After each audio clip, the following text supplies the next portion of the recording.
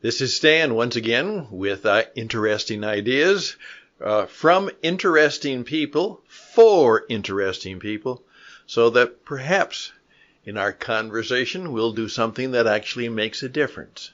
As I often say, in one of the books that I wrote, having a conversation that counts. And today I'm going to copy from somebody who has the same kind of haircut that I do.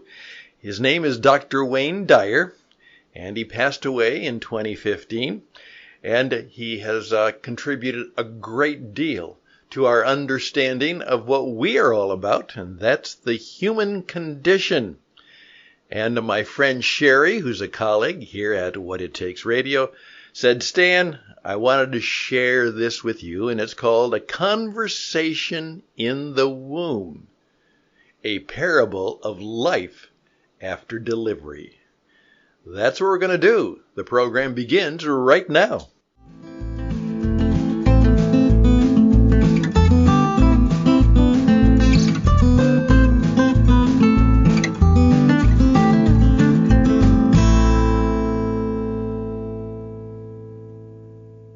In a little video that I did just right now in the studio, I remarked that so much of what we talk about today, and if you think about it, it's kind of a stupid stuff. It doesn't make a difference. Well, this does make a difference, and it is very current right now.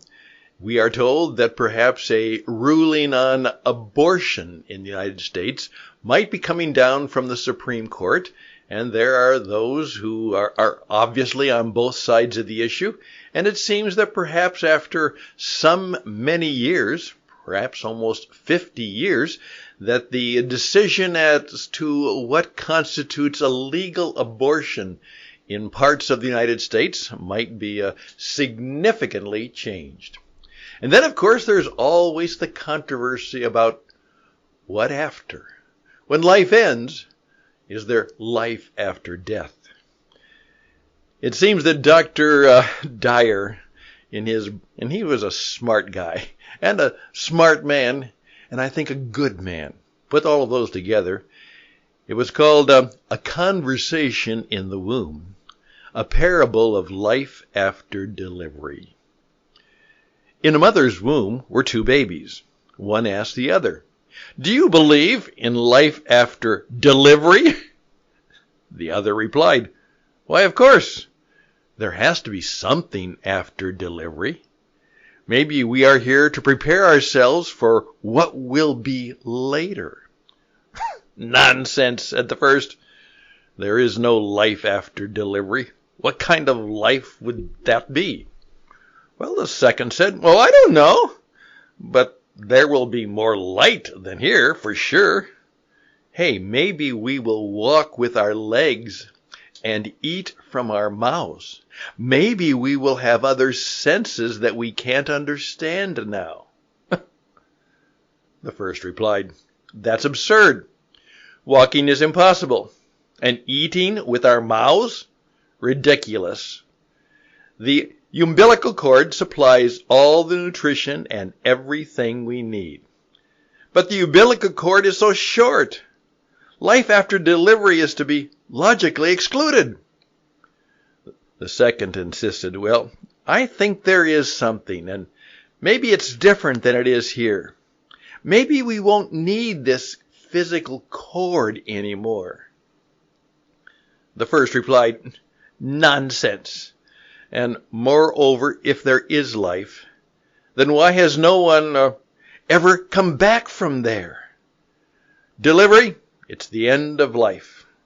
And in the after delivery, there's nothing but darkness and silence and oblivion. It takes us nowhere." "Well, I don't know," said the second, "but certainly we will meet Mother, and she will take care of us." The first replied, "Mother? You actually believe in Mother? That's laughable. If Mother exists, then where is she now?" The second said, "Well, she's all around us. We are surrounded by her. We are of her. It is in her that we live.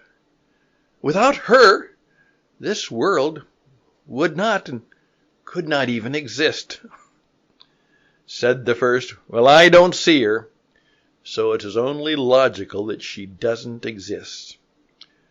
To which the second replied, sometimes when you're in silence and you focus and you really listen, you can perceive her presence and you can hear her loving voice calling down from above. Well, please let that perhaps, as I say, kind of sit on your head, perhaps stir your mind, move your spirit, and touch your heart. Life after delivery? Well, that is certainly an interesting idea. I'm Stan Houston, and the program is just that, a time for you and me and for those of us who care to share things of interest and, even more important, things that matter. This is Interesting Ideas. It's a podcast program brought to you by What It Takes Radio. We're here to help you.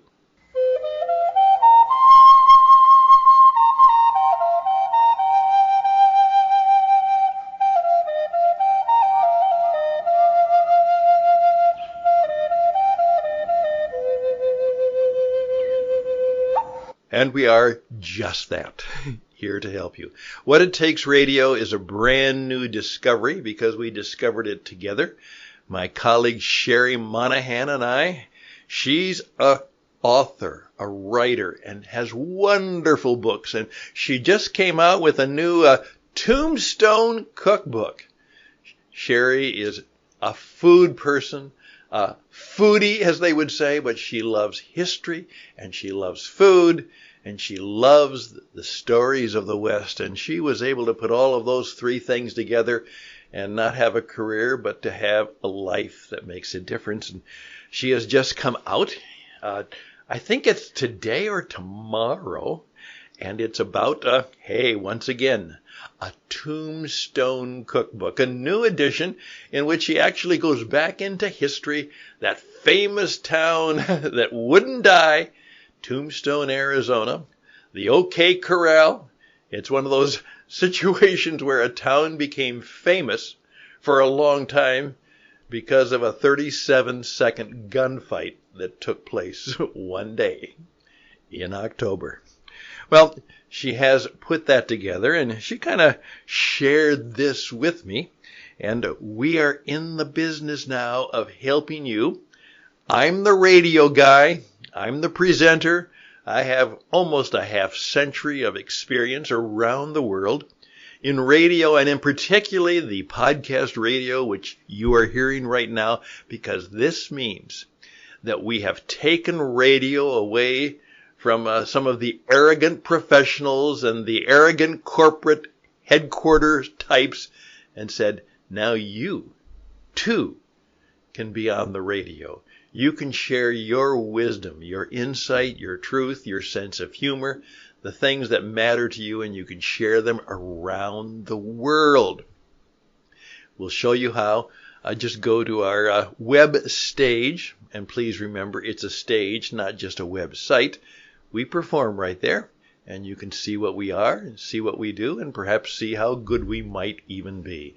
So it's witradio.net, witradio.net. I am determined in 22 to get you on the radio. Well, may I just comment briefly on the story that Sherry shared with me, the story that we just read to you by Dr. Wayne Dyer. And as she says, it's a parable. Now, I would encourage you to go back and listen to it again. And right now, some of you are going to be saying to me, Stan, I'd like a copy of that. Well, reach out to me at stanhouston at gmail.com, stanhouston at gmail.com, and I'll be happy to try and share a copy with you. But it's a parable, which means it's a story that has meaning at different levels.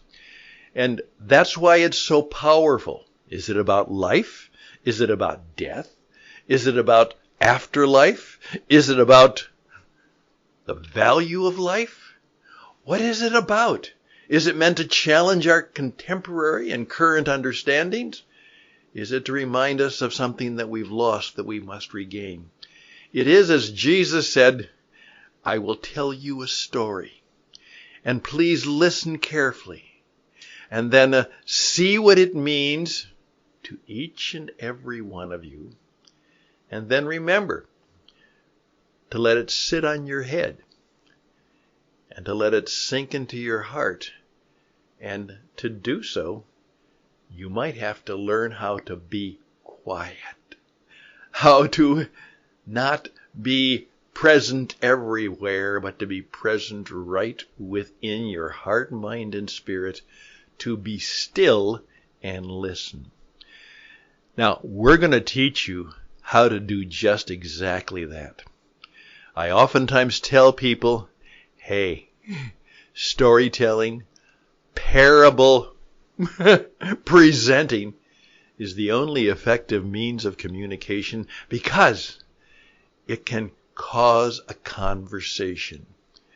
And it can move not only our minds, but indeed our spirits, and then touch the innermost parts of our being.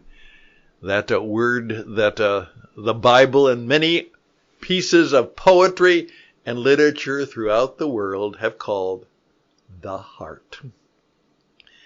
And you know, we've discovered that might not just be a figure of speech. The very heart muscle itself may have some of the qualities that are important and vital to what we call you gotta have heart. Well, that's just something to think about. Interesting ideas. I'd love to hear from you. And you have been commissioned. You have been asked. You have been fully requested to do two things. First of all, if you've got an interesting idea like Sherry did, say, hey, Stan, think about this. And I said to her, well, I'm going to read this, but then you're going to come on the air and you're going to help share it with me sometime. We'll talk about it together. She says, you got a deal. We'll do that.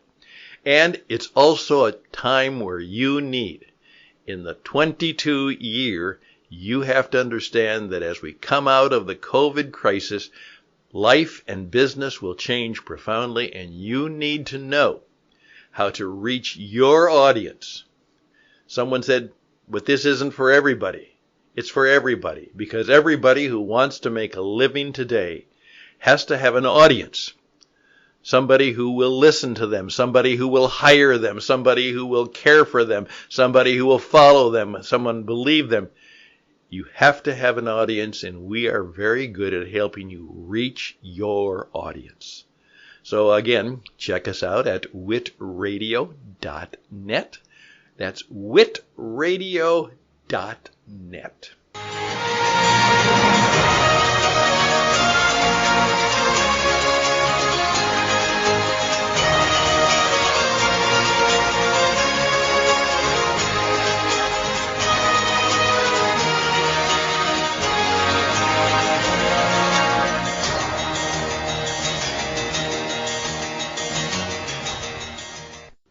And we sign off and say thank you for coming. Thank you for being part of our program. And we'll be back. We've got more things to talk about. And one of the things I'd like to talk about is a line that hit me from a movie. And it touched my heart deeply. And I'd like to share it with you in our next broadcast. And it was from the movie The Magnificent Seven. Some of you may have heard of that classic movie. And the line was this: please remember me as I was. Did you get that? Remember me as I was. What does that mean? Maybe it's sad. Maybe it's happy. Maybe it's good. Maybe it's reality. Well, we'll be talking about that on the next program of Interesting Ideas, and maybe you'd like to say, Stan, I'd like to be a part of that conversation. Give me a call, and we'll talk about that together. I would love for you to do that. So again, you can do stanhouston@gmail.com. You can do stan@witradio.net. You know, if you want to leave a message, I'll even take that. Text me or leave a message at 520-USA 520-664-7002. Leave a message, and I promise I'll get back to you. Best and blessings, and bye for now.